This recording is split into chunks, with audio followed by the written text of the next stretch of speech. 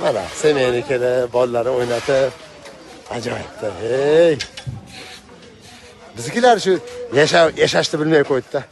Qachon qarasa bozor, ish, samovar.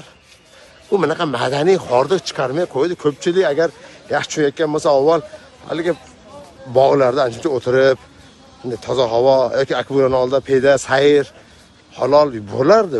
Ko'pchilik qilmay qo'ydi shu narsani.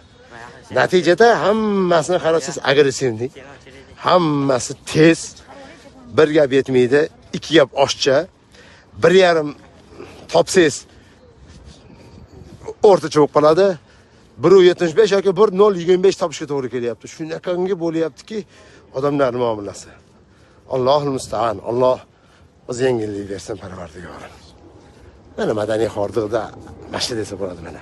Qarang, mana manlarda o'tirsa soyalarda mana.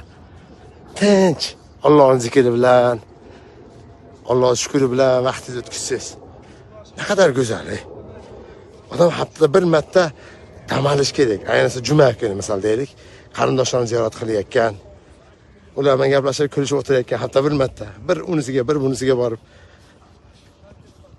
bu ishlarni odamlar qilmay qo'yishdi.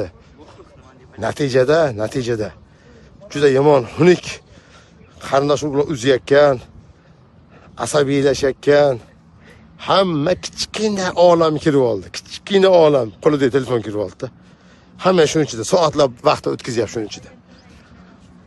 Hatto oqsoqollar ham oldingida go'zallarda o'tirib, suhbatlashib, gaplashish yo'qolib ketdi. Hayron qolamiz.